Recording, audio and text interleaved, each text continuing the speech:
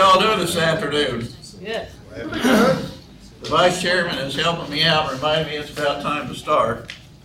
And he's right. Time is precious to all of us. And welcome. We're happy to see you all here. And in that vein, as far as announcements, we had a friend and partner of Missouri Southern passed away this week, and I want to read something about her. It's actually a news release, but let me just read it to you. I think it says it better than I could. We were saddened to learn of the passing of Sue Billingsley earlier this week. Sue was the widow of the late Dr. Leon Billingsley, who served as president of Joplin Junior College, which later became Missouri Southern State College from 1964 until his death in 1978. With her background as an educator, having taught for 2 decades at schools in Lamar, Golden City, Pittsburgh, and Joplin, her passion for helping students succeed became one of the cornerstones of her years at Missouri Southern. In 1979, Sue became the first director of the Missouri Southern Foundation, which became a more active fundraising organization with the development of the annual Phonathon. Today, the Phonathon remains the cornerstone of the university's annual funding campaign. Recognizing the need to recognize the school's many donors and supporters, she also created the Lantern Society. Sue believed in Missouri Southern and shared that passion with those who stepped forward to help students and the campus as a whole define success during her 20-year tenure with the foundation. The work she did on the university's behalf has had a lasting effect. We want to take a moment to honor her for all she did to help Missouri Southern flourish throughout the years. We'd like to take this moment just to remember her and the work, and remember her family too, in their loss. She was obviously a loss to all of us too out here at Missouri Southern. So that just seemed very appropriate. That's just the way to start today's meeting. Any other announcements today? Let's go on about the minutes of the October 18th, 2013 meeting. I hope you all have had a chance to read them. Could I get a motion to approve them, please? Move to approve. Okay. Second. Governor Anderson, motion. Governor Flyshaker, second. Thank you. Okay. Any comments, questions? All those in favor, please say aye. Aye. Any nays? I don't believe so. Next, we have the reports. And our treasurer, Ms. Otis. Thank you and good afternoon. We look at the financial statements for the period ending October 31st of 2013. First thing we look at is the cash graph, and the cash is reflecting a total of about $14.7 million. And this is a decrease over the prior year of about $750,000. When we look at the statement of net position, total assets for the month ending are at $122 million. Total liabilities are at $28 million, and this gives us total net position of $94 million. The next statement is the comparative statement of revenues, expenses, and changes in net position. And we have an increase in revenues of about $506,000. Total operating expenses have increased over the prior year by about $1.5 million. Total non-operating revenues have increased by about $273,000, of which $188,000 is additional appropriations money from performance funding. And when we look at the income before the revenues for the current year, we are at $4.7 million. The prior year, we were at $5.4 million. So this gives us a loss over the prior year of about $700,000. We also wanted to take this time to invite everyone, if your schedule will allow, to attend one of our finance presentations. Business Affairs will offer our annual finance presentations next week. We have 4 sessions. They'll be at 10 a.m. and 2:30, scheduled for Tuesday, November 19th and Wednesday, November 20th. For reference, the dates and times have been included in the university announcements. And we would really please encourage your team members to attend and bring your questions. This is an excellent opportunity to come and ask us any questions that you might have or any comments that you might have. We'll present information from the audit, talk about budget, talk about how we're looking towards the future. And it's just a good opportunity to spend some time visiting. So please come if you can. That concludes my report. Do you have any questions? Questions? If there are none, could I please get a motion to approve in a second? So made. So moved. Second. Thank you. Member McCumber, motion, and Governor Fleischager, second.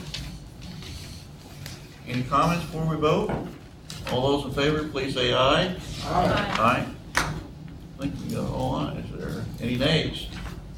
Thank you. Let's go on to the next one. It's just going to keep getting better here. We got the Vice President for Business Affairs, Mr. Hughes, and he's got some exciting information to share with us. Financial presentation is pretty exciting. Yeah. Exciting stuff. Thank you, Governor Nov. Some of us aren't, we enjoy the numbers, especially we're on the positive side, and we enjoy seeing new things too. Maybe even pocket protectors being given out. We'll start out with the construction report. First of all, the athletic support facility. It is still under the design and scope phase of this project. We're working with the architect, SAP Design, and the construction manager of R.E. Smith to design and see how we can fit this in within the dollars that are allocated to us. The baseball stadium is pretty much the same story. We're still looking at the design on that. And in fact, I believe we have a meeting next week, do we not, to look at that further. As soon as that gets totally designed, then we're going to put it out to bid to see where we stand on the dollars. We have the trail project with the city of Joplin that has now gone to a point where they are looking to purchase the easements for the property owners. We own most of the property, but there's still some owned by CBL, which owns them all, and there's another piece of property to the west that little piece has to be obtained, so we're looking at that. Finally, on the residence hall and FEMA shelter, we had a tremendously exciting display this morning at our budget meeting, and we're going to look at the design of the facility. You see some poster boards behind Mr. Fulton over there, and with that, we're going to go through a very brief PowerPoint presentation to show the public what we're talking about. And with that, I'm going to introduce Bob Harrington, who's been our eyes on this job. He's the director of physical plan at Missouri Southern. So, Bob, if you will, take us through it. To start off with, show you the location of where the new residence hall is going to be. Newman Road, this is International Drive, McCormick, Blaine, the apartments. We're going to end up building the new complex currently where the tennis courts are and the sand volleyball courts in that area. Also part of this area right here is parking for criminal justice. But this is what the new complex will look like. It's totally different than anything we've got on our campus now. The architects that we've worked with have stayed very, very true to the master facilities plan that we did a couple of years ago. As you can see, we've eliminated some of the parking, which was one of the recommendations out of that proposal when we came through it. A lot of green space, a lot of public space for the students to be able to gather. This kind of shows you a little bit better picture of the apartments themselves. There's basically 6 building complexes. Each one of these buildings are 3 stories tall. Each apartment will have 4 bedrooms in it. I can take you to the next one and show you that. As you can see in here, there's 4 bedrooms in each apartment. Each bedroom has its own bathroom and shower. These are things that as we met with the architects, the information that we received from Student Affairs, and actually a group of us went over and visited a lot of new residence halls over in the Springfield area. And this is what the students are really craving. They want to have their privacy, but they want to be able to have a group living room and a group kind of kitchen. And that's basically how we've designed it. They have a common living room, a common kitchen area, and then each of the 4 bedrooms have their own baths. This is what it's going to look like. This is actually the view. If you're looking from Newman Road International Drive would be coming in right at this point, so this is what you'll see from Newman Road. The signage on here is just a placeholder. If we get somebody that donates some money to us and we want to name the hall, it'll go there. We really haven't decided what that's going to be yet, but at least wanted to hold a placeholder. This is International Drive. This is what it would look like if you're standing at McCormick or Blaine looking across at the new complex. This area, if you know our terrain over there, you know that as you get towards the tunnel, the elevation drops considerably from above. So it's actually built in 2 layers. This sidewalk right here will actually be the new entrance into the tunnel. So students can actually enter anywhere through this entire complex to get down here to come in and out of the tunnel. This is the main entrance off of International into it. You can see that each one of the apartments have their own balcony. They all have their own entrance. It's unlike our typical double-loaded corridor that we have now where you got a central corridor and rooms off either side.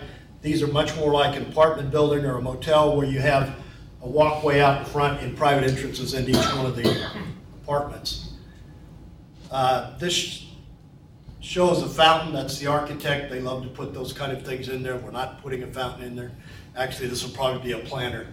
But you can see the walkway through the space. There's a lot of gathering spaces. There's a lot of landscaping that we've done. And again, we tried to stay as green as we can.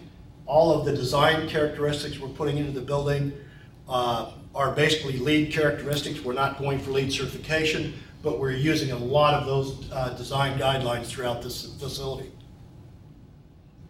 This is the inside of what one of the apartments will look like. You can see they have a common island in the middle, 4 chairs around it, then each one of the bedrooms and baths will come off of that. We think they're going to be pretty exciting for the students. This is the FEMA shelter. Let me go real quick. The FEMA shelter will be located just at the north end of this complex at this point. What we have done with this building is it will hold 2,000 people. It meets all of the FEMA design guidelines totally for a storm shelter. The glass facade you see out in front is actually part of a future plan to put a coffee shop in there and a convenience store. But we wanted to dress up the front of the building with this facade. Quite frankly, this is disposable. In the event of a tornado, that'll go away and the building will all stay there. But it's designed that way. Here's what the building looks like inside. The restrooms, the way we've had to do this in order to stay within the budget, with FEMA shelters, they will pay for 75% of all eligible expenses to build this building. The university has to pick up the other 25%.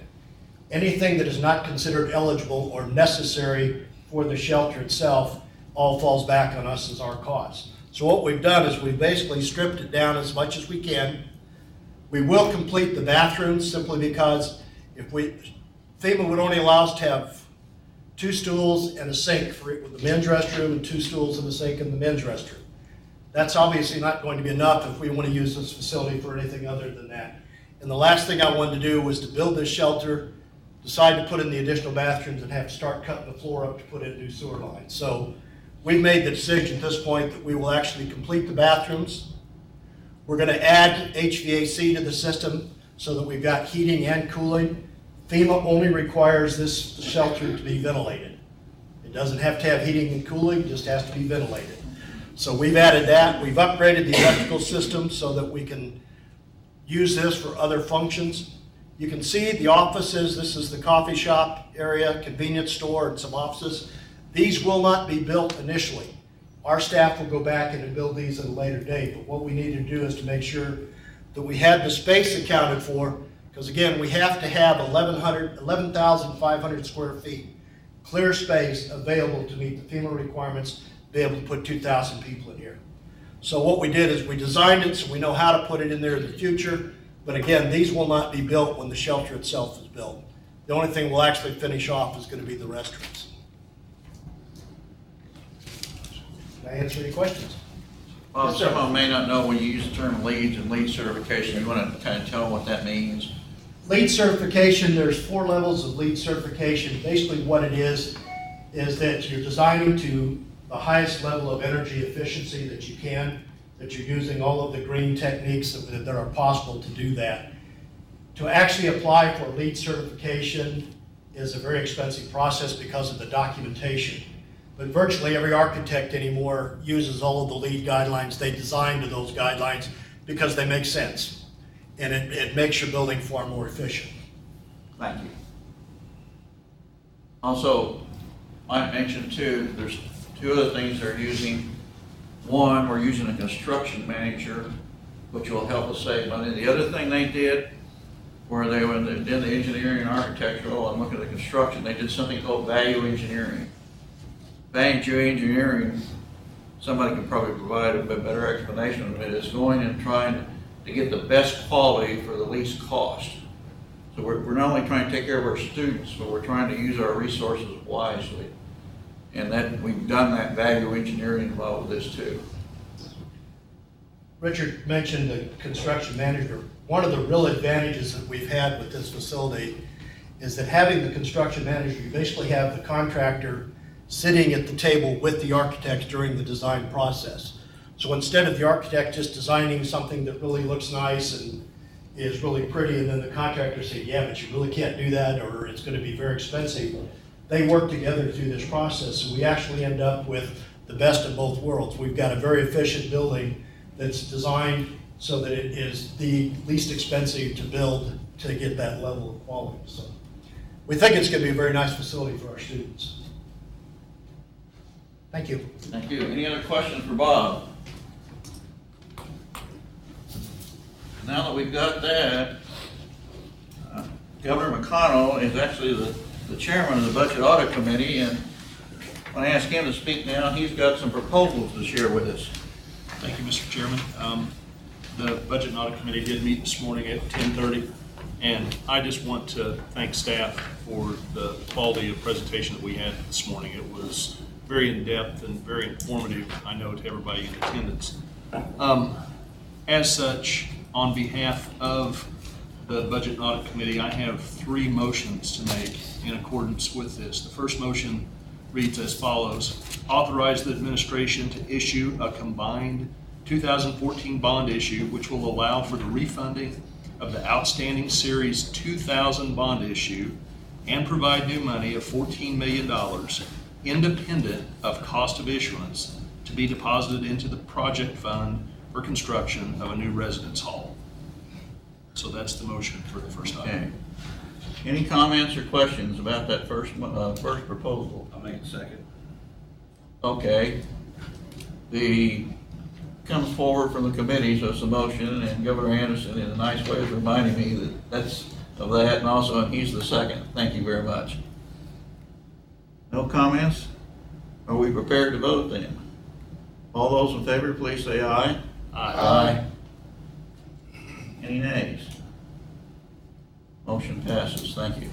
Second motion I have to present reads as follows: authorize the administration to utilize up to $800,000 in board-designated cash to fund the portion of the FEMA tornado shelter not paid for by the federal grant. Okay. Can you get a second on that one? I'll second that. Okay. Governor Flash. Of course now, Richard. Thank you. Any comments? All those in favor, please say aye. Aye. Any nays? Motion carries. Thank you. The third item reads, authorize the administration to secure short-term financing not to exceed $2 million in order to purchase furniture for the new and the existing residence halls. Thank you. I'll second that. Thank you. Comments? All those in favor, please say aye. Aye. Any nays? No. Thank you. Thank you very much. This is, I guess I should contain my excitement a little bit better, but this is a step moving forward, a big step for Missouri Southern. It's that will help us not only in the immediate future, but it will have far-reaching effects, I believe. So this is great. And I'd like to echo what Governor Cummer said. Thank everybody that's worked on this. This is really good. So Can I comment too?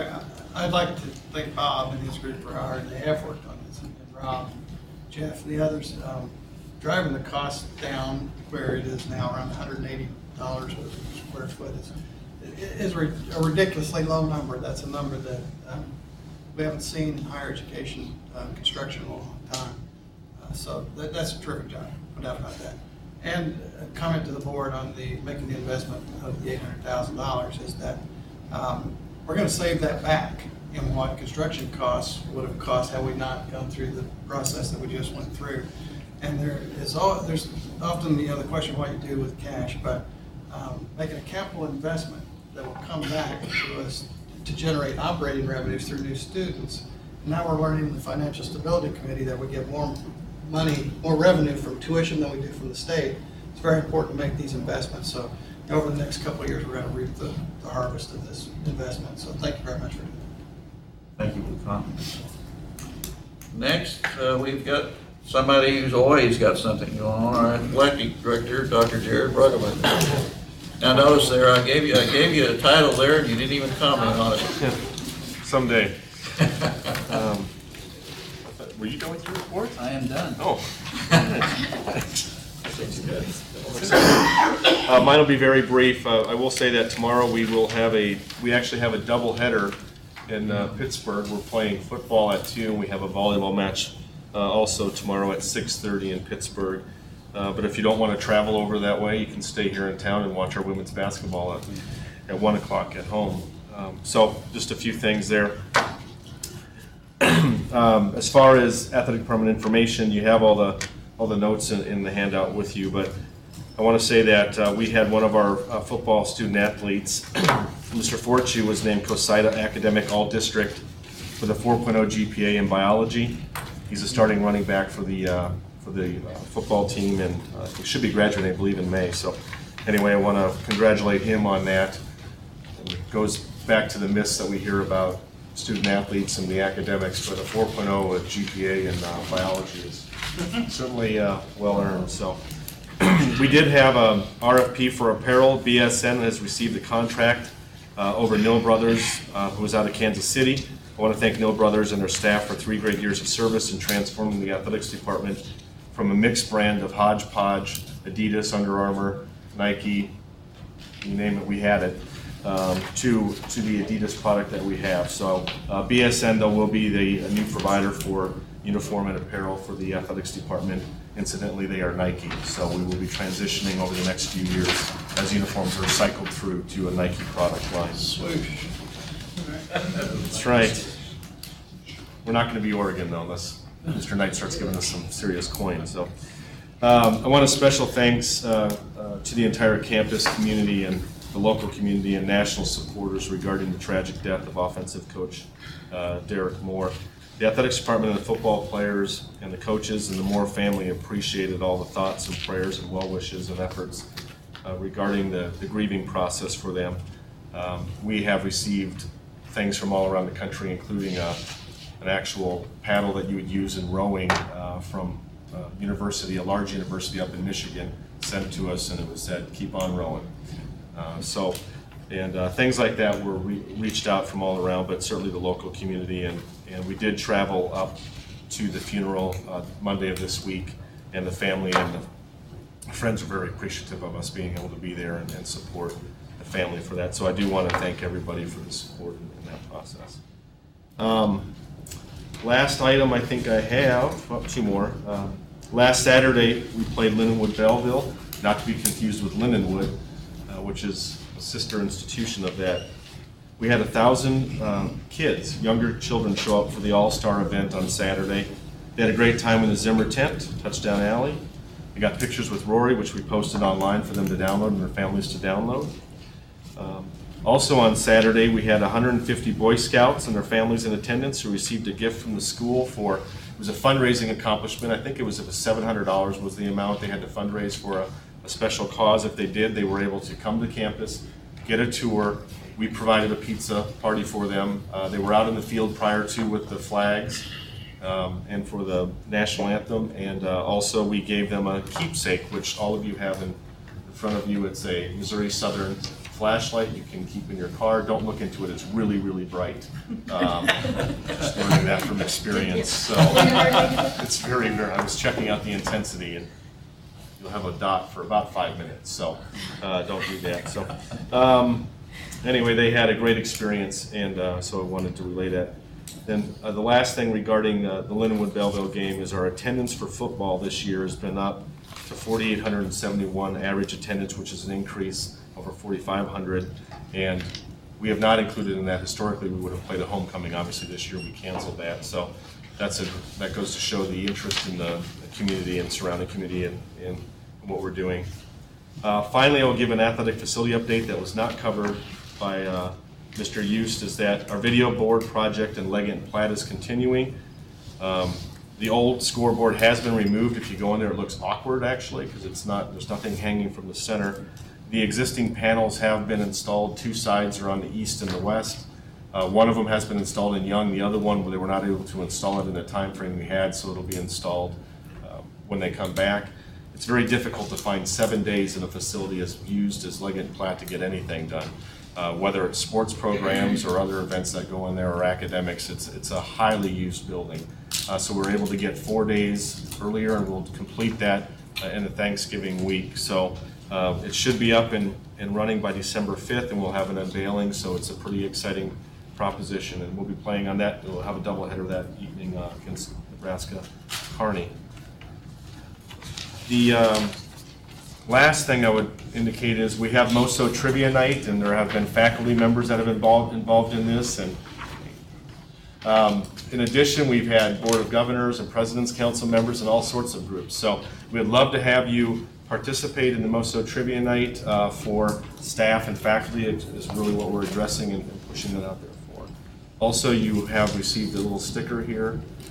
This is the sticker that we're using in commemorative of Derek Moore, so you can apply that if you would like somewhere. We have more of those available if necessary. Did I understand that volleyball won the trivia last year? Volleyball did. They beat out Linda Hand's team. So. Oh. Sorry, Linda. Yeah, it's pretty impressive. Set you up for that one. He just had to bring it up. Once again, dispelling the myth about coaches. But anyway, so it was a great event. We had a wonderful time, and encouraged faculty and staff to attend that event if they're able to. Were there actually any coaches on the volleyball team? There were 2, 3 that were there, and they were, I don't know how well they did, but Didn't we hear something about the technique by which? I don't recall that conversation. I will be calling board members to schedule study groups. The board finished pleasantly third. It was a nice finish. They You rallied almost at the said end. surprisingly, didn't you? I didn't want to say that, but yes, that was it. So. Jared, this is open to the public though, and anybody wanting to get a table and contribute to this and be involved. Absolutely, it is open to the public. We have quite a few local groups. Some of the banks had teams. Some attorneys brought some teams together, as well as Freeman Health Systems and so forth. So, that concludes my report. Thank you. We hope some of the same teams can show up this coming year too, because some teams were very serious about it and showed just when they showed up, even with their attire. So a lot of us took note of that and realized how important it is. So, okay, thank you. Next one, Vice President for Development, Ms. Graham. Thank you. Well, it's been a busy fall as usual. It's a very busy time in our area in the fall, and typically homecoming is the cornerstone of the fall. And while we did have a number of activities, as you know, did have to cancel, which was the absolute right thing to do out of respect for Coach Moore and the situation there. But we too would like to thank everybody that really pulled together and helped make that happen. And we're glad that we could share some of those things still with some other people. For instance, some of the food that would have been used that day was donated to Children's Haven, and other things are being repurposed for other events and things throughout the year. So the award winners will be honored next year. The outstanding alumni and Lion-Hearted award winners that we typically have are unable, for scheduling conflicts, are unable to come back in December when we're going to honor the homecoming royalty. But we're going to do some special things for them, and they'll be joining us again next year to continue to be honored. So we're doing that. There'll be an open house, Christmas open house in the Ralph L. Berry Alumni Center on December 2nd. So everyone certainly welcome to come there. It's a fun thing. Part of what we do there is work with the center. The Child Development Center comes over and participates in some activities there as well. So it's always fun to see some of the younger students there who are hopefully our future Lions as they come through the pipeline. But we'll also be hosting a Chamber After Hours there in November. University Relations and Marketing is working with the Joplin Area Chamber of Commerce to host a business after hours. So we'll have a lot of community members here on campus, and it continues to be a great facility for things like that to help get people on campus and expose them to some of the nice things that we have here at the university. Crossroads is nearly complete for the fall, so you'll be seeing that in the coming months. And Crossroads is yet again, I'm glad to say this is a repeat part of my report now. It seems to be becoming annual part of my report, is that Crossroads has received more awards, more Marcom awards. So they've received a platinum for writing and 2 gold awards for design. So once again, we're very proud of the accomplishments of the students and staff that produced that publication. Some fundraising notes. We're working hard right now on a steel drum, raising money for a steel drum ensemble to support the music department, percussion and music in particular. With the flyer in your packet, so something for you to look at. And so if you like if you need to escape to the Caribbean, when the ensemble's going, you can just listen to them play and you'll feel like you're there, right? A little imagination. Looking at some year-end giving too, working with financial advisors and area accountants to remind them and to remind their clients that they can take advantage of the IRA charitable rollover through the end of the year. So hopefully that will help with some contributions in that way. One of the fun things that we did, thanks to Dr. Marvel's creativity on the spot on TV, was the Hank Rotten Jr. Goatee Challenge in conjunction with Paint the Town Green for Homecoming. So on next year, he's got a goatee. We'll do mine if you're here. No thanks. So I think most of you had heard that on the air on TV, bright and early one morning, he threw out a challenge to Hank Rotten Jr. to paint his goatee green and gold if we could raise $500 for scholarships. And we raised over $1,100 for scholarships, which we're going to use next semester. We've already talked to financial aid about it. So that was a lot of fun and a creative thing that got some good attention for the need for scholarships here at the university as well. On a more administrative side, but an important side as well, we have issued an RFP for our fund management services for the foundation. We've been talking about that for the last few months and working on that, gathering some templates from other universities. And so that has gone out, and proposals are due on December 2nd. And we've gotten a lot of interest in that. So we're hopefully looking at strengthening the investment portfolio through potentially making changes there. We'll see how the proposals come back. So with that, I'm happy to answer any questions. Questions or comments? Thank you for that report. Okay, next, we have academic affairs. Dr. Lapira. Okay, I'll tell you right now, the faculty are very busy advising and enrolling students. This is heavy advising season and preparing final exams, wrapping up the fall semester, and really a special effort again will be made for those students that are enrolled and currently taking classes to get them enrolled for spring prior to leaving for semester break. So that's going to be a big push for us, is to try to get those. We talk about retention, and I think that's a critical time, is while they're here, get them locked into next semester. So I know that we'll be reaching out to the advisors, to academic advisors, to do that. Right now, the deans and myself are very busy, along with the other VPs, collecting and reviewing the numerous, we're getting lots of voluntary change initiatives for the continuous quality improvement based on the task force's recommendations, and those have been submitted. Actually, I believe today was the day that they were supposed to have those in, and we've got lots of those, so we're busy. We're going to be busy going through those. I just wanted to mention, by the way, my report's on this yellow paper, but I wanted to mention that Zane Dye has replaced one of our biology faculty who's on medical leave, so we do have Mr. Dye with us on an 8-month contract. We had 9 faculty and staff that went to an advising conference at Missouri State.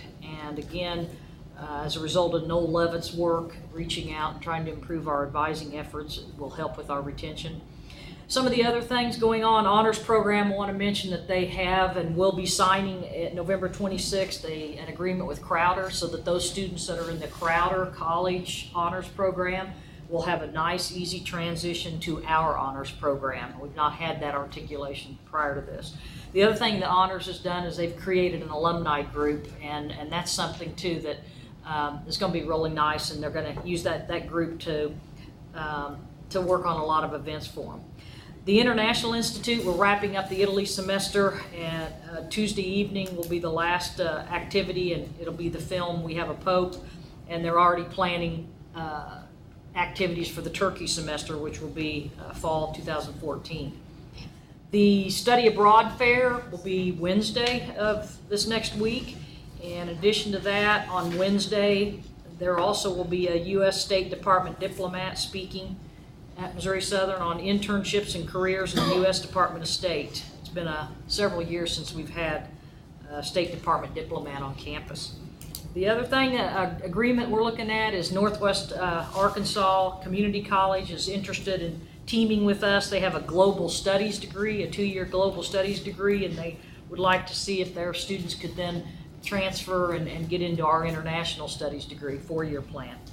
In academic outreach, Julie Wingert, to be honest with you, I can't keep up with her. She's really a go-getter, and I did go to a conference. I wasn't here last month, and we'd gone to a conference and really looking at getting accredited for our dual credit program. And she has been visiting all of the local schools, getting partnerships with them, and she has added 3 new high schools that are going to be joining us with dual credit classes: Jasper, Crane, Liberal, and I believe today she locked in Southwest at Washburn. So trying to get some more schools involved in our dual credit program. In distance learning, a couple things there. We've had faculty that have been presenting how are they improving their interaction between, that's one of the big things on distance learning. As you take classes on the internet, we need to be able to show that we have interaction going on between students and students and faculty. And so we've had faculty presenting, how do you do that? What's worked for you? The other thing that in distance learning, using again the task force's recommendations, they were asked to look at, is there any way we could save some money, reduce costs with our distance learning in terms of our Blackboard? And so he was able to bring in the strategic account executive, Mr. Keith Giltner, and Scott Snell brought him in just last week to meet with a variety of folks on campus to look at what can we do with Blackboard. Are there ways that we could save costs? Are there strategies we could do as we move forward? So I thought that was really nice. Library, the Wendy McGrain has got charging stations now throughout the building for students want those for their electronic devices, for their iPads, for their cell phones, for their tablets, and that's been well received. And they also, in October, had their second annual open house. And again, that's a great opportunity for students to get familiar with the library, what they offer, and they also gave away 3 iPads that were donated for the event. Our Gold program, Captain Self's very busy all week with wrapping up today a series of events that went on to celebrate our veterans. And she kicked off the week with the Run with the Heroes 5K. Then Monday we had the Veterans Memorial Ceremony. And then today at 5 o'clock they actually have a CrossFit competition over at the stadium. So a lot of things going on, and in my opinion, very positive, exciting on the academic side. You emphasized something, Dr. Perry, and I'd like to add to it. You talked about retention and the faculty's role in that. We have lots of opportunities to improve our retention, and the faculty has a critical role, but one of the, obviously recruitment is a key to our future, but retention is too. And the faculty are kind of the lead on this. Some of the rest of us are clear back in the rear end in trying to do that, but that's something we all need to be concerned about. So, but we appreciate what you are doing. your efforts for retention. We look for, in the spirit of continually improving for all of us, we look for ways that we can improve in that area. But thank you for your efforts. So, Welcome. other comments for Dr. LaPira? Anybody? Dr. LaPira, I got some very positive feedback from one of Julie's presentations to, I think it may have been a superintendent's meeting here at the university, and my superintendent Monette is trying to get us back engaged in dual credits. We're AP now, a lot of it, but he sees some partnerships with us in that. Actually had a conversation with Julie about some ideas, and so she really, he said everybody was very impressed with the way She met with was- 8 local superintendents Yeah. together, and went real well. That must be. Good. Thank you. Good. Anybody else? Thank you for that report. Next, we have Student Affairs and Enrollment Management, Mr. Phil Fullerton. Thank you, Governor Walters. You have the report in front of you there. I'll just highlight a couple things. We were notified late yesterday that the University Police Department was approved for a local law enforcement block grant in the amount of $9,000. And this will go toward the purchase of a vehicle to replace some of the aging vehicles in the university fleet. So we'll be looking for a used, probably from Joplin or one of the surrounding agencies, police car. Super Leaders Program, and they're getting ready to have their induction next Saturday at 2 p.m. in the ballroom. But we also received a positive evaluation from our MDHE evaluator that came in as part of our grant program that we were awarded by MDHE, and thought that was an extremely unique program. And he actually talked about trying to have other institutions replicate that around the state. And you'll remember that's the program that we do as a cooperative venture with the Young Professionals Network in the chamber here in Joplin. We conducted a procedural audit of the admissions office to assess and evaluate policies, procedures, and effectiveness, and have about 45 different action items that we'll be asking the admissions folks to look at or develop. We conducted this past week a financial aid and scholarships audit to maximize our efficiencies, to evaluate the amounts and methods with which we're administering those scholarships.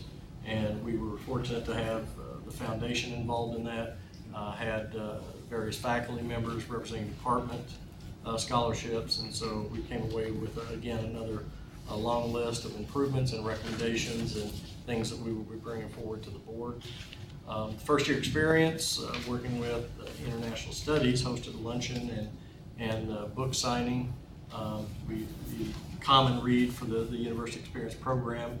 They were able to bring the author on campus, and I know we had multiple signings, and I appreciate Chad and the efforts with that group and the first year experience. Our students and then also our University Experience instructors had a chance to sit down with the author and really have an intimate setting, as well as the book signings that were on campus. So fabulous event for us there.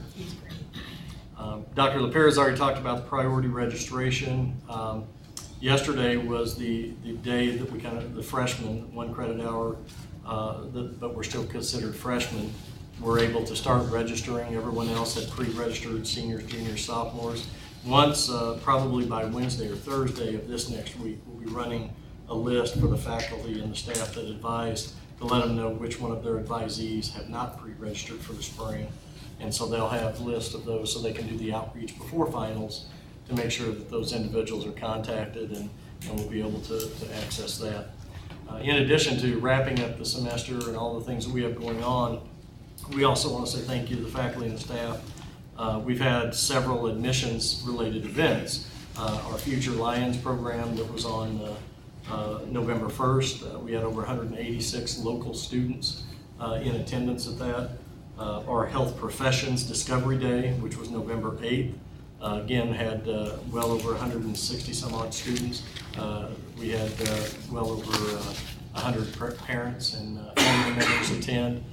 So again, in addition to all of the things inside the classroom, outside the classroom, the retention-related events, and just the daily business, we still have a multitude of recruitment and retention activities happening for those folks. Student Success Center, we talked to you a little bit last month about the Tutor Day, And I just want to drive home the importance of these type of events, because not only is the Student Success Center's event unique, departments host things on campus, and I think sometimes we get a little jaded and we forget.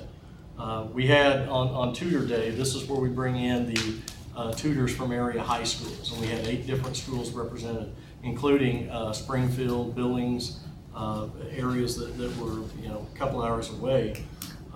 We had 4 students that came during that trip that had never in their life been to Joplin, Missouri.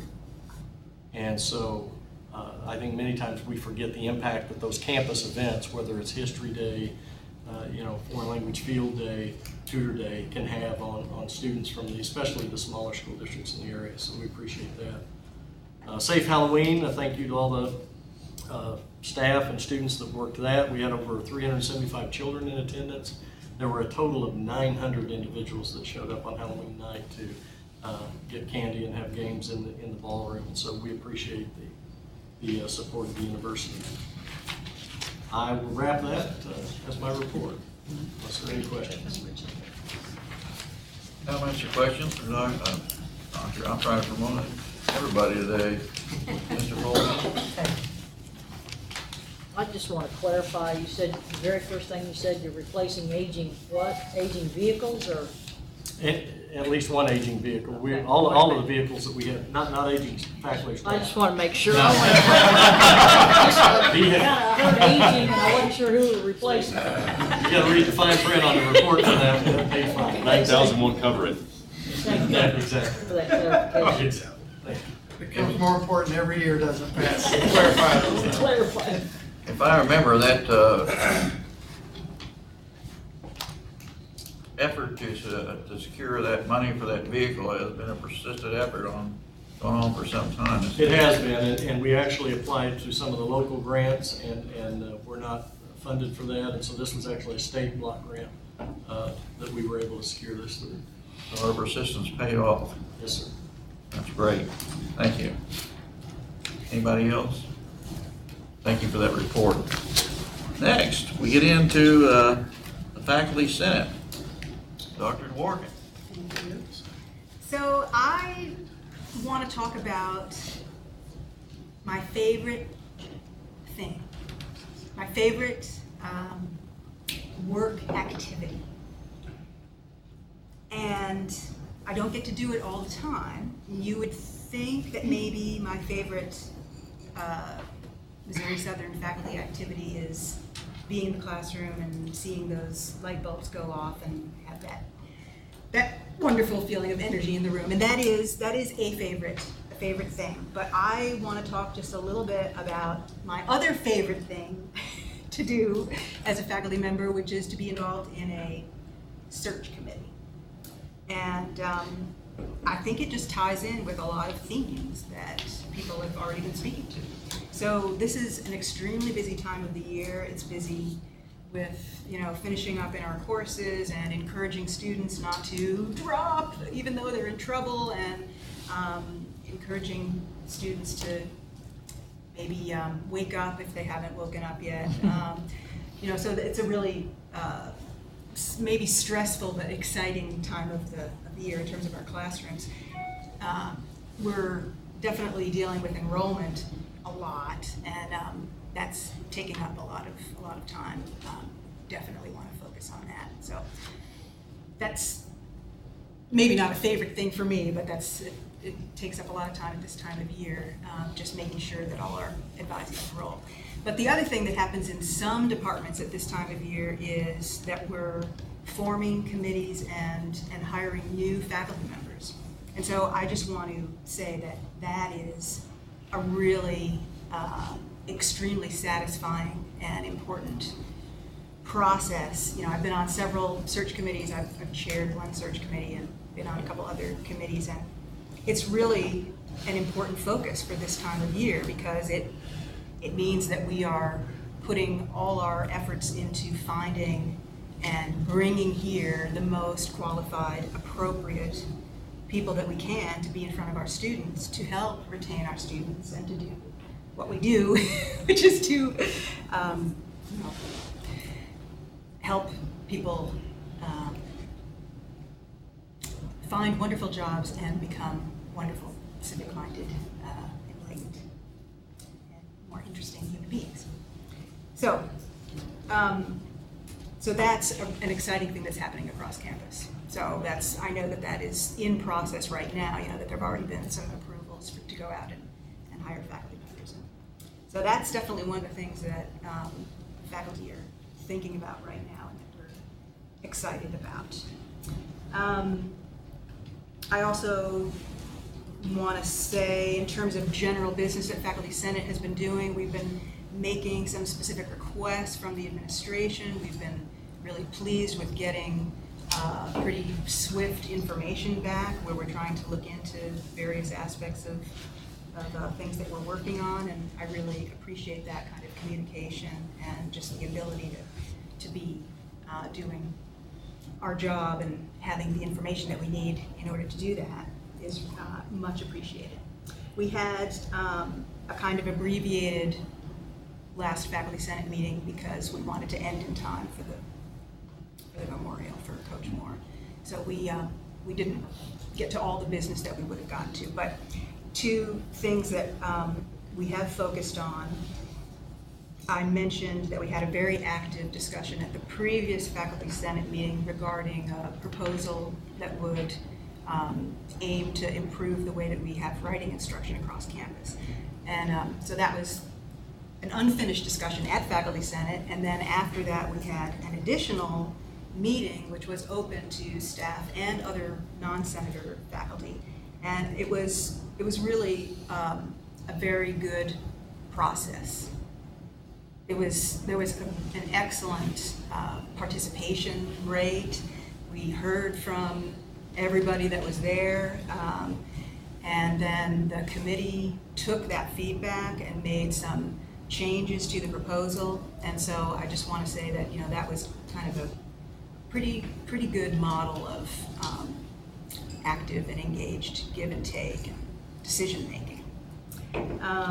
The other thing that the Faculty Senate meeting did address was how the point that we're at in responding to the continuous quality improvement report. And so we heard from senators regarding where their departments are at, and we're kind of encouraging those voluntary responses and finding out what else maybe needs to happen in terms of providing further information about some of the ideas that were in the report and just moving forward responsibly with that whole process. So Senate's happy to be involved with that. Oh, and then I just wanted to mention too that although there's nothing that's finished, there's lots of activity, both I hear on the level of deans and then also among committee work on Faculty Senate in moving forward with various policy issues. And when Dr. Lemons and I talked about it, her eyes lit up that it seemed that certain things were really coming along quite well, and we're anticipating that we'll be able to get people from different factions together to have a discussion about hammering some of these things out very soon. And on some specific things, we actually have a meeting that's already scheduled to talk about a very precise aspect of that. But I just want to report that that's moving ahead. Sure, thank you. Appreciate your comment with Dr. Lemons. I know you're working hard there, but is it premature to say anything about the writing, you know, changes that, I mean, just a snippet of kind of what those are going to be about? So that well, the proposal is to have departments in control of assessing and determining a lot of the goals for their specific writing assignments. And so it's kind of shifting from some mechanisms within particular courses, a certain number of required courses, and having the analysis of how writing is happening and specific outcomes and the specific places that those outcomes are being determined to have that at the departmental control level. So, yeah, where Faculty Senate expects to have a vote on that in December. So you understand the issues now, why that would be It's big. big, it's a big It's a deal. very, it affects all our, And I don't know if you talked except about for that us previously at the or not, associate. but it's a big deal because it Yeah. affects the departments in a way that's important and impactful. So it's a very big deal. You know, for some of us that are out in the community, when you hear prospective employers talk about the importance of writing skills and speaking skills, it's very important. I'm glad that we're looking at it and working to improve it. I think sometimes we get, not bogged down, but we focus on the mechanics, for the building, residence halls. This is what we do This is here. important. And how we do those things become difficult to determine among yes, the it's, group. So it hasn't been a quick process, and it hasn't been an easy process, and there's quite a bit of back and forth, and because we don't want to just be making a change because we want to improve, we want to make a change that's going to be an improvement, and so people have, and we're dealing with people in different disciplines, and writing is handled differently in different, and so it's been pretty significant. So if you think, there's nothing going on, a lot is going on. It's just, we have to be patient for these things to come to the best solution, not just a solution. And you all have said it before, we want our students to be successful. And having good writing skills can be a very critical part of that, especially in their career as they get along and they're trying to go further up. It becomes very critical, so it is important to us. Any other questions or comments for Dr. Dworkin? Thank you for that report. Staff Senate, Ms. Hughes, what do you all got going on? Not a lot. Not a lot. Some unofficial Don't words. tell me that. The Staff Senate determined their Southern Service Champ Award winners this last month, which is our last Southern Service Champ Award winners for 2013. And they were Lori Berry, which is a custodian on campus, Mitzi Russell, which is a cashier from the bursar's office, and then Becca Diskin, the director of financial aid. And yes, I did. It wasn't rigged. I'm not even on the election side. Nor was I. But I do want to say a sincere congratulations to those winners because they do provide an outstanding service to our university. Senate is still working on building that proposal for Restore the Roar. And then Erin Lewis, who is on the Financial Stability Committee with Dr. Marble and others, gave a great overview of the committee's work thus far and has strongly encouraged all of the staff Senate to attend the financial meetings that'll be happening next week. And then I also reiterated that and encouraged everybody to do that because it is very important for everybody to know what direction we're going and let's all start pulling the rope in the same direction. And then I also wanted to formally recognize Student Senate because of their efforts on campus. Their leadership and their vision for this campus is something that I think we can all take heed of and learn from. They set the bar for the Senate's staff, faculty, and other student senates to follow. And I just think their investments to the university are something that are going to be recognized by people in this university for years and years to come. So I just thank them so much for their commitment and for their strong sense of lion pride. And then our next meeting is December the 11th at 9 o'clock in this very room. So come see us if you'd like. Not much. I was just thinking, I got the opportunity this morning, one of the staff members here was introducing me to his wife. I will tell you what I told her. Every person here is important to our success. Every single person. I don't care whether they're maintenance or custodial or computer, whatever. Every person is important and has a role. All roles are important. As Alicia said, working together is what makes a difference. So don't just help us to remember that every single person, no matter what they do, they're important, because every person here, nothing else affects attitudes, and not only of others, but also students. So we all work together, and that's what makes a difference. Thank you for helping remind me of that. Thank you. Any comments?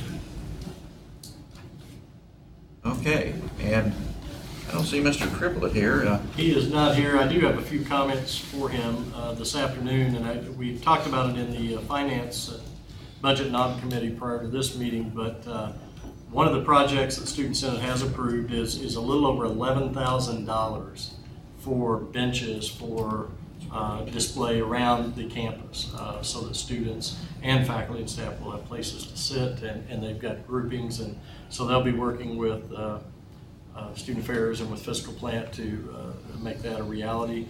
They're also still working on the tunnel mural. If you haven't had a chance to go through and see that, about a third of the mural was finished this past year, and the way they're approaching that, a different artist each year is getting a portion of the tunnel, and the students are allowing that artist to come back with their vision, and so this will be year 2 of that project, and then next year that they'll fund that, and they fund not only a small stipend for the artist, but all of the materials for the painting of the tunnel between here and the residence halls. Dr. LaPierre mentioned Captain Self and the folks being very busy with the veterans events, and the Student Veterans Advisory Committee has been very active in all the events that Dr. LaPierre mentioned. They had over 100 runners in the Veterans Memorial Run on Saturday, which is phenomenal for the first time that we've ever hosted a run like that. They helped coordinate the ceremony on Monday, and then they had a luncheon Wednesday, and so we wanted to say thank you for the students there. As far as Student Senate, and it's probably appropriate that President Triplett is not here because I'm going to brag on him a little bit.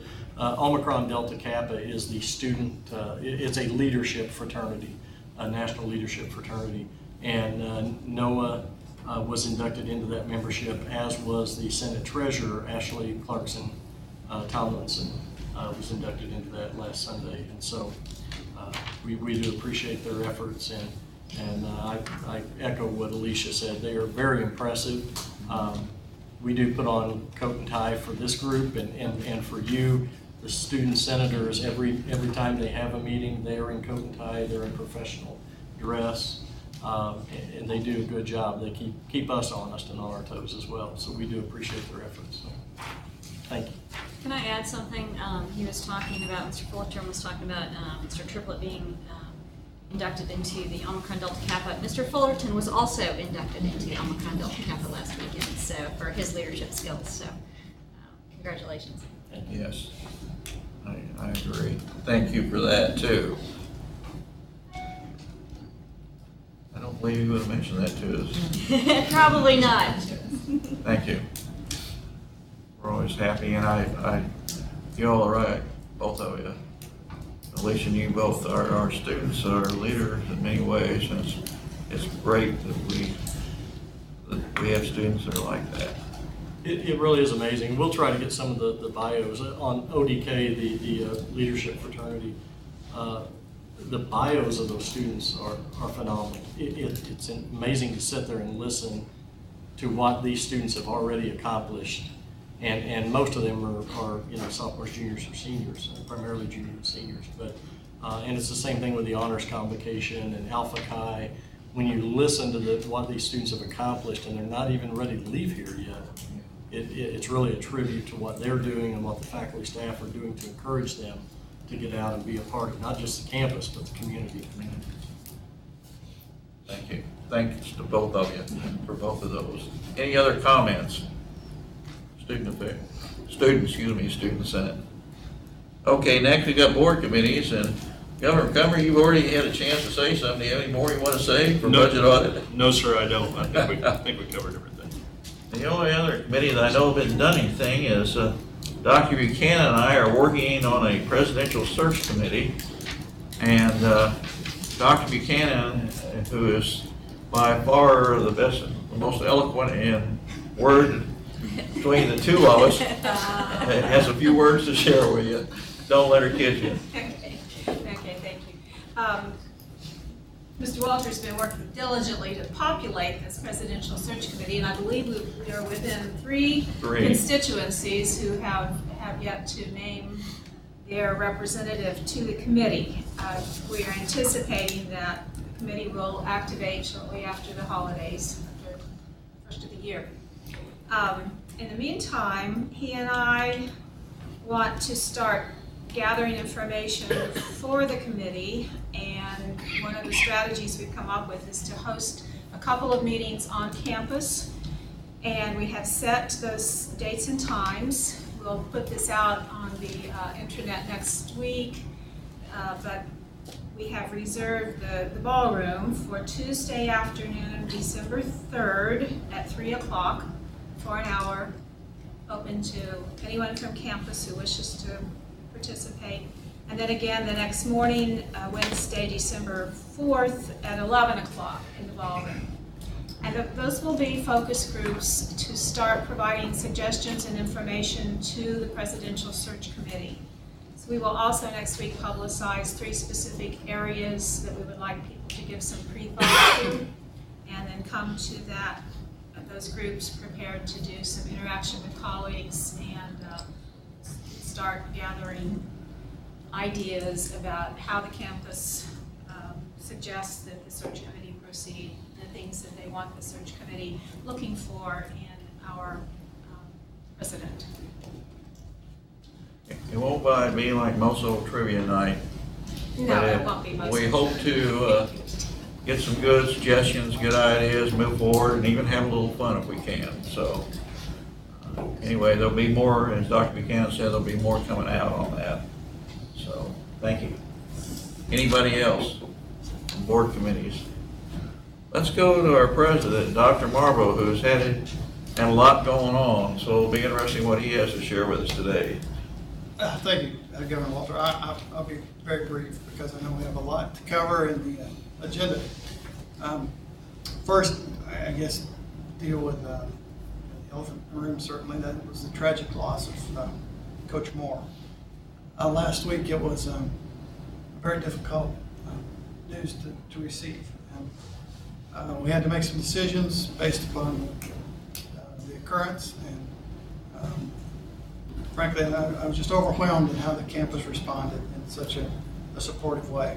The campus community pulled together as a family and helped the student athletes and the coaches through this difficult time. I joined with Jared also in saying thank you to the greater community and really the nation at large that rallied behind Missouri Southern during this time of need.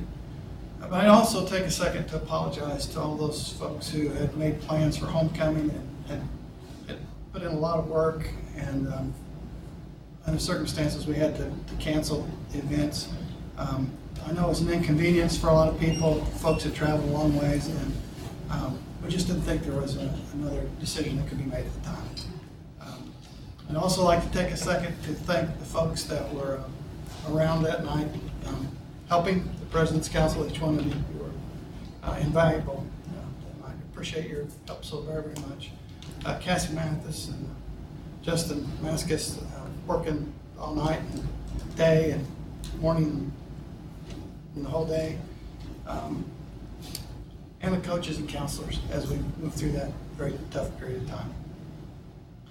But as Joanne said, we hope to make it up to the King and Queen a little bit at the basketball game, and I hope that nothing like this ever happens again. We did make it to the funeral services in Iowa, which I know the family appreciated a lot, and we got to see little Elijah, and I'll have more to say about his scholarship fund in a little bit. But I want to thank everyone, certainly in the room, every person on this campus and that's associated with Missouri Southern for what they did during this very difficult period of time. Moving on. Continuous quality improvement. I know Dr. O'Kara mentioned it, that we are receiving voluntary forms. I kind of did an informal count around among the deans and vice presidents. Well over 100 of those have been submitted. I expect many, many more will be submitted today because it's a deadline day, and that always happens. The timing was probably very poor, and that's my fault because faculty are deeply involved in advising and enrolling students, which is exactly what they should be doing. So it may be that these come in, some of them a little late. We'll deal with that. The Dean's Council will be next to work through those recommendations. They'll eventually end up with me, and I'll write a report as soon as we can. We'll see where we stand and get that to you as quickly as possible. The Financial Stability Committee has been meeting regularly, and I think making some very significant progress. Fundamentally looking at historical financial data, where we are currently, our current situation, and trying to think about cost controls going forward and also new revenue sources. And I think you're going to hear about one of those just in a little bit when Ron Serber makes his presentation. But the idea is a sustainable business model, going forward for the university, one that's going to keep us on a steady path so we don't have all this choppy kind of results year after year. Going very well. Now, I think Alicia mentioned that next week we'll be having some presentations by Rob and his group, and Jeff on our current financial condition and outlook. At this time, they'll be joined by a member of the faculty and a member of the staff who are also on the Financial Stability Committee. I think Scott Craig and Aaron Lewis are going to join you to do that. So I think it's very important. Next week, there will be 4 sessions on the 19th and 20th, 2 each day, I believe. So encourage anyone who can get there, please be there. I think that people have been very, there's a lot of information that they could benefit from by being there. The Financial Stability Committee will hopefully have a report by the end of the year that I'll write. I think I can get that done. So we'll have something for the full campus, really. It's where that report will go out to everybody.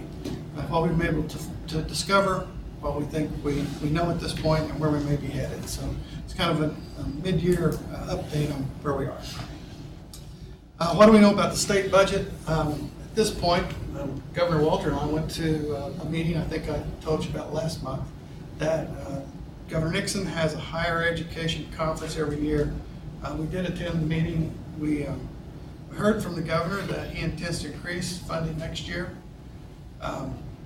Didn't say how much, but we know that any new money will go through our performance funding formula. This year we completed 4 out of our 5 objectives, so we would get like 80% of what we could, so we're going to have to start trying to get 5 out of 5 to get all that we can get. But it was encouraging to hear that there might be new state dollars. That is something we haven't heard in a long, long time. He did not focus on capital, money for capital investments, which we had hoped to hear. That didn't happen. He did talk about scholarship funding, that the scholarships would be increased. He didn't go into any detail that I recall at all about that. So we'll have to be careful to make sure we get our pitch on where that maybe should go. The appropriations process, we know, will be coming starting in January. We already have our priorities into our constituency. We'll be meeting with them again soon, but it's very simple. Capital is Reynolds Hall. We've been talking about Reynolds Hall for a long time, but that's the place we're going to, again, keep reminding them over and over and over. That's where we need to improve with capital funding. The second item that we are going to have to keep reminding our locally elected representatives is the funding formula that Senator Pierce will undoubtedly be putting together this spring needs to be fair and equitable. It's one that can't be slanted in any particular direction. We need to be treated fairly. And the third thing is the scholarships. They need to be fairly allocated also. When you're talking about state scholarships, basically bright flight and access, all the money can't go in one place and not the other. So we'll be making our case to make sure that it's all fair. Hopefully that'll happen. On campus, met with the faculty and staff, Senate executive committees, and the whole group, I don't know how many times. We're working together well, I think. They're doing very, very good work. I appreciate the dedication that's shown in both those groups. They're just fantastic people doing great work, especially with this continuous quality improvement. I know that's it's not easy with all the other work that they're doing, but they're doing a fabulous job. I did meet with the Student Senate. I'm sorry Noah's not here this afternoon because They are a terrific group. I've got to tell you, they are just fantastic. I probably spent, dinner, an hour and a half speaking with them, answering questions, talking about things that they're doing. And they've taken on a myriad of projects. And we talked about things all the way from course scheduling to parking problems, But as it turns out, when you think about retention, it occurred to me the one group that we never go to are students. And so I presented that issue to the students, in the room, in the student senate. And we had a very engaging conversation for probably 30 or 35 minutes about things that could be done and issues that I had, 30 years in the business and has escaped me all these years. One student senator said, well, when I was recruited out of high school, I received several scholarships from like the local Rotary Club and other places that last 1 year. After that year's over, that money's gone. And so maybe that's happening to other people and they don't know how to fill out their FAFSAs, they don't know how to get other funding. Yeah, that's right. So, asking the people who really are in the trenches helps sometimes. And they actually volunteered to form a committee to start to help us work on this retention issue. So I think that was just, to me, that shows exactly what Alicia was talking about, what they're capable of. And we should utilize them more. So I'm sorry he's not here tonight. I can't recognize him for the group that they operate. But anyway, that's kind of takes my report. Good report. I might add that when Dr. Marble and I went to hear the governor, there was 2 speeches made. One was by the state budget director, Linda Lubrine, and the other was by the governor. We got a copy of her presentation slides, and we also got a copy of the governor's speech. If anybody has desire to see what the governor told us or what state budget director Linda Lubrine presented to us,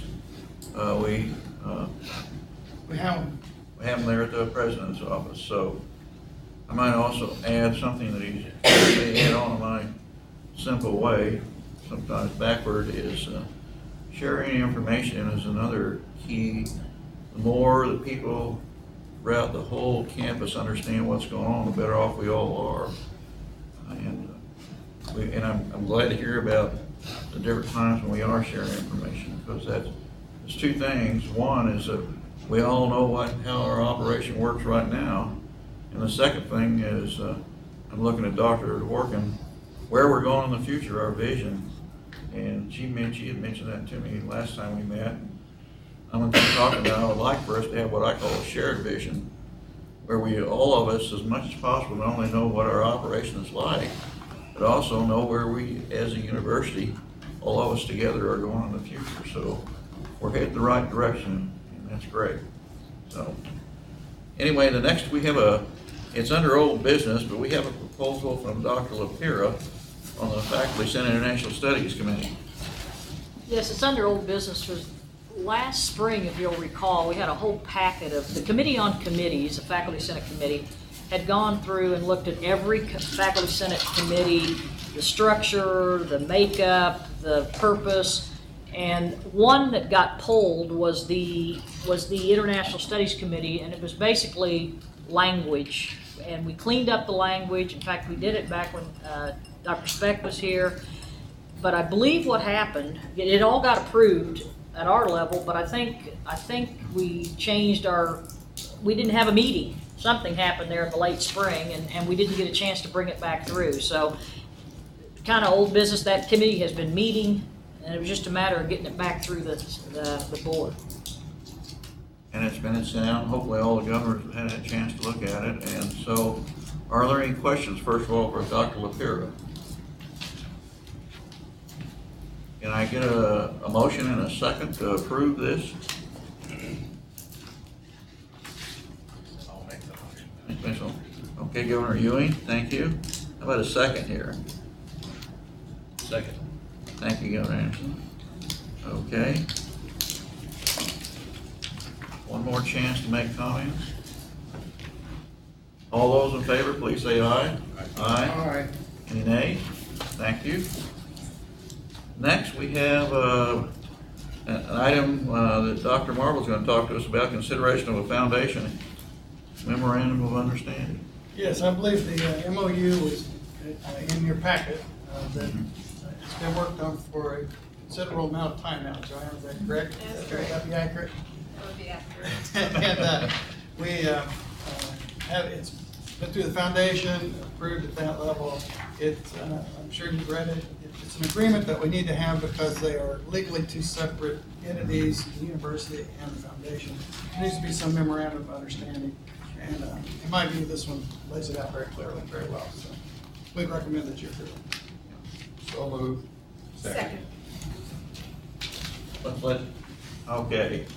We have a motion by Mr. Governor Fleischhager and a second by Dr. Buchanan. Okay. Also, for those in the audience, the reason that some of us are kind of laughing is we've been working on this for years, and it's gotten so far, but it's never been finished off. So, persistence, we finally finishing it off. So that's one reason some of us have some different facial expressions and some comments. So, any other comments about this? All those in favor, would you please say aye? Aye. Any nays? Thank you. Now it's finished off. Now it is finished off. Okay. Next item is academic policies and proposals. Yes, you have a whole, several pages of changes that went through academic policies. And again, I know Dr. Lemons probably had a group last month, but this is a very busy time. It's a catalog year, and so basically what you see are course changes, new courses, dropping courses, changing curriculums, minors, and just a whole group of things. So they've been through all the channels. Thank you. I move that we accept these as proposed by Okay. Dr. LaPura. Is there a second? Second. Thank you. Dr. Buchanan and Governor McCumber, second. And I might add that Dr. Lemons sat in for Dr. LaPera last time, and some of us got a little excited when there's a big chunk of proposals here. So she helped explain to us a little bit more about why we all of a sudden we get a whole bunch and sometimes not very many. So I think I saw her back there somewhere else here now. But we appreciate her simplifying it for some of us that aren't quite sharp enough to figure all that out. So I figured you'd want her back. I didn't know if I needed to come there or not. anyway, yeah, she did do a nice job. I heard Governor Ewing say she did a nice job, and she did. So we thank you. Comments? Let's vote then. Are there any negative effects on any current students on any of these changes? Are there what? Any negative effects as far as any current students? No. When you're changing all these courses around and all? No, there is not. For one thing, it goes in effect in a new catalog, and the student can finish out on the catalog they came in with. So there's not that. They have that option to move to the new catalog, but they don't have to. Okay, thanks. We ready to vote? All those in favor, would you please say aye? Aye. Any no's? Nays? Okay. Carries. Next, we have a subject that's presented by Mr. Hughes and Mr. Serber on Four Winds Interactive. And I'm going to yield to Mr. Hughes, who's probably going to yield to Mr. Serber. Very, very true. Four Winds Interactive is probably just a placeholder for a topic, and it's a good placeholder, but it goes well beyond that. You know, we have talked numerous times, and I know Dr. Marble has reiterated this constantly, that we need to look for new ways to increase our revenue stream. And I look beyond that. We've got to find a way to increase revenue as well as interact our community with the campus. So we determined that we were sitting on a gold mine, if you will. We have an untapped resource that we have a person that has great ties to the community that we're going to task with that tapping of that resource. And with that, I'm going to introduce Rod Serber, who is now, let me get your title right, Rod, King Poobah, Director of Account Development. Thanks, Ron. Appreciate it. I know it's an long meeting. I will be as brief as possible here. Just have a little presentation. We'll go over some highlights. If you'd like further information, I'll send some information to Sharon. She can pass along to you. And if you have further questions, my contact information will be on that. And you also have a flyer on your in front of you that has highlights of what we're trying to accomplish. Can I add something real quick? What you are getting, he's got a full version, he's got a Reader's Digest version. I heard the Reader's Digest version, and I've got the handout for that, but you're getting a summary of that Reader's Digest version, Governors, just so you know. But the reason I'm telling you that, Governors, you're also going to get a copy of the handout for the Reader's Digest version, which is a lot more detailed. Just be warned by email. Thank you. And thank you, Mr. Walters and Dr. Marvel, for allowing me to come and address the board. So let's get right to it here. Essentially, the first thing businesses want to know is what type of audience we have. And so with that, we have 1.6 million visitors to our .edu website. More than 640,000 of those are unique visits. We have more than 12,000 Facebook likes and followers. We have about 2,000 Twitter followers. More than 1 million annual campus visits. That includes faculty, staff, students, athletics, foreign language field day, business contest, science fair, and on and on and on we go. Many activities. Obviously, our student population, we have more than 7,000 unique students each year and 1,200 full and part-time employees. So we have a highly respected brand association that we believe will help businesses earn loyalty and trust from our audiences. Obviously, we're offering to connect with Missouri Southern. We have prime demographic group, 18 to 35-year-olds, 18 to 45-year-olds also. Fantastic for businesses and business development. Obviously, the lead product we're offering is the indoor digital signage. We have right now 19 60-inch screens deployed. We hope to deploy more of those as time goes on. And that offers, for example, let's take one screen, one day, 4 ads an hour, times 12 hours is 48 ad impressions a day. Not bad, but not great. Yes, sir. I might add, we have 19 of those screens currently on campus. For each one of those screens, there's a component behind there that is tapped into Rod's area that we put information around there. But the bottom line, the cost factor for each location is about $4,000. So we can't deploy a whole boatload of these things, but as revenue comes into Rod's area, we're going to turn it around and redeploy it to buy more stuff. And one of the options that I'm offering businesses is a sponsorship of screen sponsorship.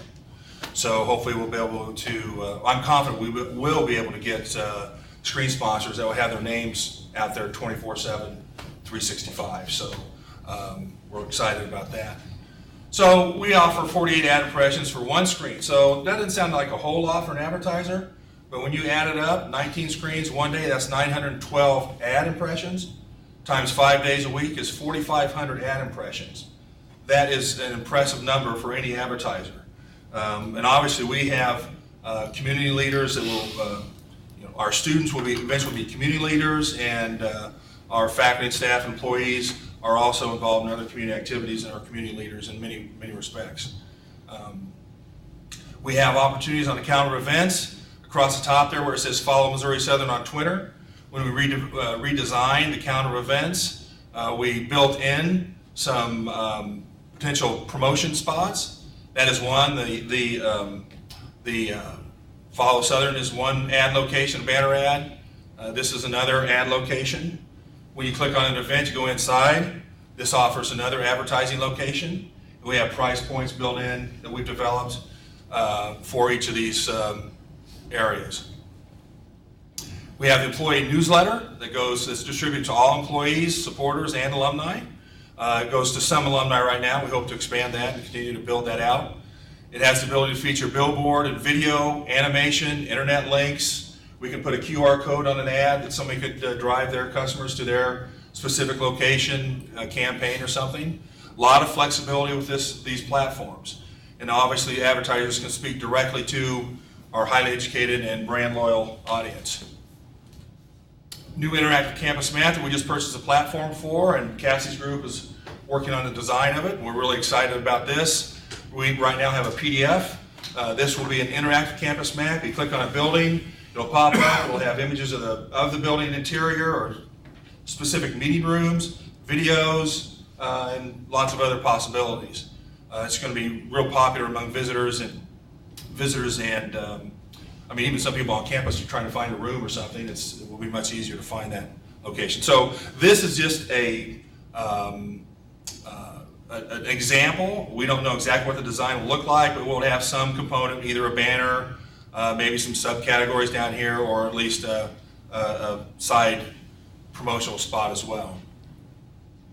And computer sign-on screens. We have 1,800 computer screens on campus, employee desktops, as well as 38 campus labs. We all have to sign on every day.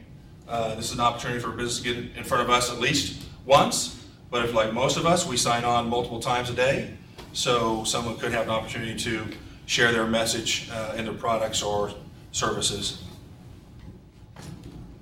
Digital brochure is another platform we have available. Will be redesigned, I'm sure, in the near future. Have an advertising opportunity there, and again, the redesign will consider other options as well inside that platform. The Lion Cam, which is soon to be launched. Right now we just have a weather cam on Spiva Library. The Lion Cam will be overlooking the lion icon. That is a dramatic impression of the university, and we are offering a sponsorship for that web page as they click in and look at the Lion Cam, watch the weather, watch activity, and so forth. Special publications. We talked about the scheduled classes for years. Inside cover, inside back cover, that right now are blank if you use them. Those are opportunities that we're now making available to businesses. Crossroads, the award-winning publication, offers what I call a high-class avenue for our business to tap into our audience. The Crossroads are offering full-page, full-color ads only, and Rhonda Clark and Lee Pound would work with advertisers to keep a Missouri Southern theme in those publications. Each of those publications also, one person I met with said, "You still print things like this?" I said, "Well, yes, there's still neat prints and things, but they also have online components."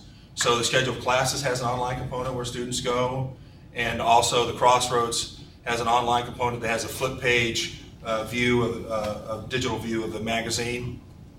Inside that flip digital version, if a company has an advertisement that has a web link or some kind of link with it, that link will also be active in that publication. So a lot of opportunities to expand their audiences and support Missouri Southern.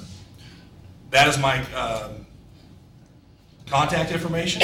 Class call room 224A. If I'm out and about a lot, when I leave the office, I forward my phone to my cell phone, so you can get me just about any time. Sometimes I forget it on the weekends and get calls in the weekend, which is great. I'll talk to anybody, anytime. I'm proud of what Missouri Southern has to offer. And that is my presentation. If you have any questions, I'd be glad to answer. He's trying to tell us all in a nice way that we all have the ability to give him the names and contact points for potential customers. Yes, sir. I appreciate that very much. I'll go with somebody, visit with somebody or something. This affects us all. This is just one of the programs that's critical to our future, because more and more we're going to have to depend on private funding. And this is kind of, to me, it maybe it stretches a kind of a public-private partnership. We want to have as much control of our own destiny as we can. And this is one of the ways that we're going to do this. So I would be remiss too. I want to make sure I thank Dr. Marble for giving me the opportunity. This is something we've talked about for years. And we're dedicating resources to get this accomplished, and appreciate Rob giving me direction and working with his team, Linda and Alicia, on getting things set up, Al and Cassie. Takes a lot of folks. Joanne and her team, we're all working together. So athletics and alumni, all those folks, we're working together to move this ship forward. Mind if I say something?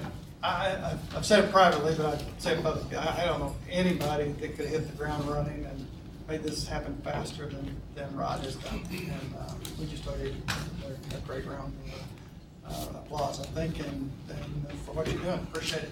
Thank you. Go Lions. Great job. I want to add one more thing for Rod too. He has got plenty of information if you want to share it with others about what we're doing, about, he goes through all this stuff. He didn't give you the full-blown deal here for the Reader's Digest version, but there's all kinds of contacts here, and he can provide that information to you if you want to talk to businesses or anybody like that. Do we get a commission if we sell some ads? I believe Rob and I were talking about that. See there? Entrepreneur. I've got a couple of them. Go ahead. Can I ask, Sure. I just want to make sure I understand what this looks like. So you're giving us the quick view of this. So there are all these different possible venues where advertisers can buy space and they can reach the amazing audience that we have to offer them. Yes. So, so right now, you go to the website, I'm thinking especially of the website, Correct. You go there and you see Jennifer Dennis's smiling face, and, so instead of Jennifer Dennis, it would be Pizza Hut? No, not a main website. But there are sections of the website that's appropriate to open up. But certainly not on our prime marketing real estate that we're selling ourselves. So we will be judicious, some inside areas, the campus map and directions page, where and previously I've sold, in my previous position, we did sell the calendar of events, a link on the calendar of events to a local company, and it was not a small amount. So companies want to get involved. There are appropriate locations that aren't don't intrude on our own marketing efforts, and so those are the locations and you can rotate some of those images too, but certainly won't be on our prime real estate.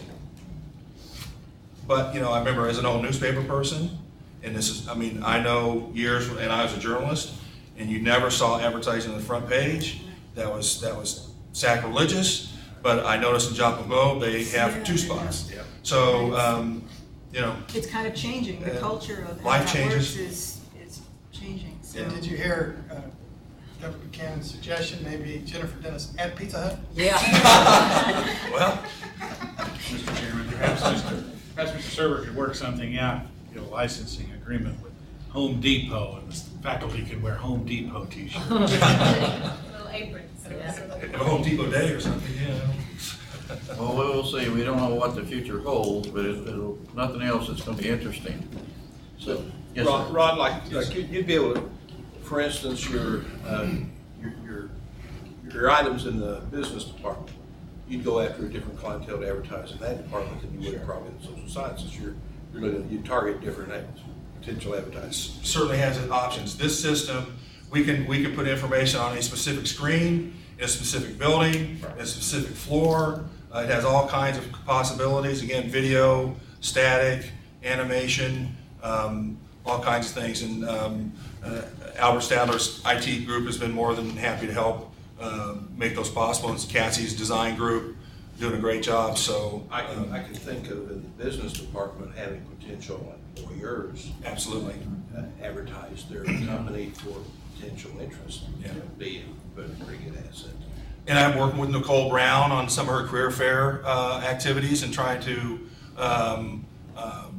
join her and meeting her needs, as well as expanding some opportunities for businesses to reach further, as well as just having a table at the career fair, but also reaching deeper into the campus. So there's so many possibilities. You really have to hold myself back, and Joanne and Rob are holding me back so we focus and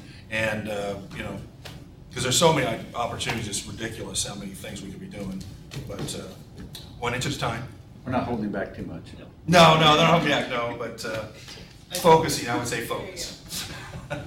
And so, Rod, as departments and offices become interested in this and they want to, maybe they have certain companies in mind or whatever, or they have certain ways that they want to make sure that they're involved, they would go through Cassie, or they would just go directly to you? Any of us, yeah. They're welcome to call me directly. I'd say go to Rod. Great. Other comments? Thank you, Rob. Thank you. Thank you, Rob. Under other items as may be necessary, Dr. Marble has one more item he wants to bring up and talk to us about. Yeah, we spoke earlier about Coach Moore, and if you were at the football game last Saturday at halftime, we spoke a little bit about the Elijah Moore Fund, a fund to support Derek's 6-year-old son. One thing that I said then and that we'll repeat now is that should Elijah decide to come to Missouri Southern, he will have a scholarship. We had that for him. We're going to file this away in 3 or 4 places. We have the athletic office, we have the business office. So, I mean, he's 86 years old. So all those years from now, someone will have record of this. And should he come here, he'll have up to 140 credit hours, undergraduate study paid for, or 10 full-time semesters. However, he may not. And should he not come here, we have a trust fund that has been set up at Commerce Bank. And I think, Al, do you have the? Yes. And we're looking for donations. Last week at the football game, we received a little over $2,500 in donations. Very grateful for those. There's been another little over $1,000. I think there's $3,600, something like that right now in the fund. We'd like to see that fund hit $20,000. So we're encouraging people to give generously, encourage your friends and neighbors to give generously to Elijah's future, because he was an important person to Coach Moore. Coach Moore was important to us, so Elijah is too. That's all I have. Thank you. Future meeting dates, tongue-tied here. We don't have a meeting date in December, however, we do have a commencement on December 14th at 10 a.m. And we look forward to that. And we will not have an executive session today. And we will be adjourned as soon as I can get a motion and a second and a vote. We have a so moved from Governor Ewing. We have a second. I'll second. Okay, Governor Fleischaker. Let's do something different. All those in favor, would you please stand up?